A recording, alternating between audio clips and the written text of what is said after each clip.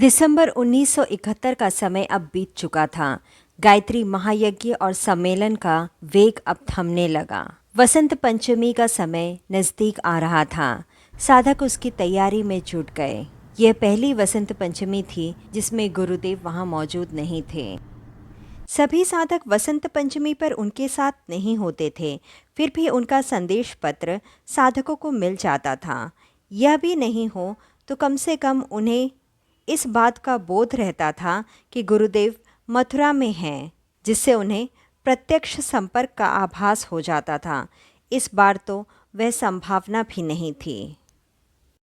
उस वसंत पंचमी शांतिकुंज और गायत्री तपोभूमि में कोई बड़ा आयोजन करने की बजाय गतिविधियों के सूत्रपात पर ही जोर दिया गया था।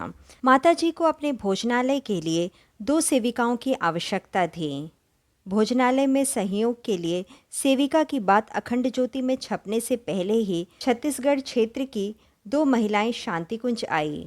दरअसल वे क्षेत्र के किसी कार्यकर्ता के साथ माताजी से मिलने आई थी। माताजी ने उन कार्यकर्ताओं को भोजनालय की आवश्यकताओं के बारे में अवगत कराया कि उन्हें 2 महिलाएं चाहिए जो कि सेवाभावी हो और आश्रम के अनुशासन का पालन करें। इस वार्तालाप के बीच में ही उन महिलाओं ने कहा कि हम यह काम करेंगे। अचानक ही कहा था, इसलिए पहली बार माताजी ने उस बात पर ध्यान नहीं दिया, लेकिन उनके बार बार अनुरोध करने पर माताजी को उन्हें सुनना पड़ा। उन्होंने अपनी बात में वज़न डालने के लिए माताजी से यह भी कहा कि हम लोग पढ़े लिखे नहीं हैं, इसीलिए आप हमें सेवा का मौका नहीं दे रही हैं ना। यह बात सुनकर माताजी का जैसे कलेजा फट गया। उन्होंने इस बात को अत्यंत ही कातर भाव से कहा था। माताजी को उन पर तरस आ गया। माताजी ने कहा कि किसी भी क्षेत्र में शिक्षा हो या सेवा हो, उसमें लगन और निष्ठा ज़रूरी है, ना कि पढ़ाई लिखाई। तुम लोग 1 आध सप्ताह यहाँ रुको, यदि काम अच्छा लगे तो काम करना।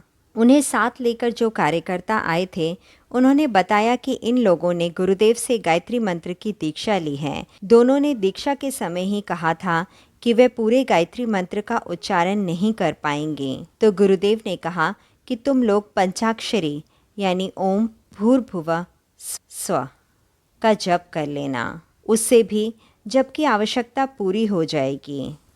गुरुदेव ने साथ ही साथ यह भी कहा कि यह पंचाक्षरी मंत्र किसी ग्लूकोज और विटामिन की गोली से कम नहीं है। इस बात को बताते वक्त कार्यकर्ता बड़े ही मनोहारी ढंग से बता रहे थे। ग्लूकोज और विटामिन की बात सुनकर माताजी को हंसी आ गई। वे अपनी हंसी रोक नहीं पाई।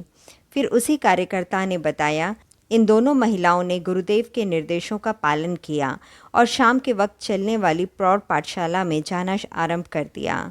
उस पाठशाला में कुछ 5-6 लोग ही आते थे, लेकिन रामचरितमानस का पाठ तो वो सीख ही गई।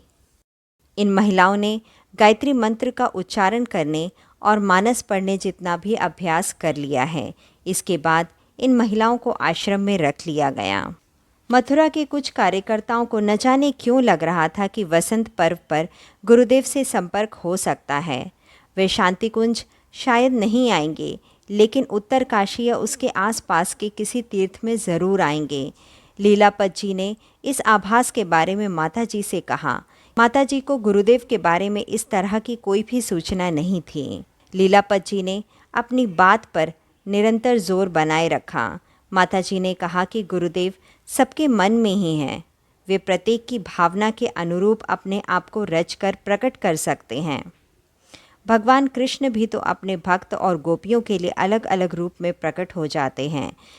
भगवान राम वनवास से लौटे थे तो अयोध्या वासियों से एक ही समय में अलग अलग रूप में मिले। माताजी की इस बात से लीलापत जी पे कोई प्रभाव नहीं पड़ा। उन्होंने उत्तरकाशी जाने का निश्चय कर लिया और माताजी से अनुमति मांगी और माताजी से यह कहा, मथुरा के काम दूसरे कार्यकर्ता कर सकते हैं। ये सुनने के बाद माताजी ने उन्हें डपट दिया।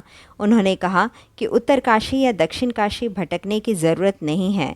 मथुरा में गुरुदेव ने जो काम सौंपा है उसे पूरी निष्ठा और लगन से करें। गुरुदेव के प्रत्यक्ष और परोक्ष दर्शन तुम उन्हीं कामों के ज़रिए करोगे। तपोभूमि का काम संभालने के बाद लीलापत जी ने गायत्री मंदिर में ही गुरुदेव के चित्र के सामने बैठना शुरू कर दिया। प्रातः संध्या के बाद वे नियमित रूप से वहां बैठे रहते थे।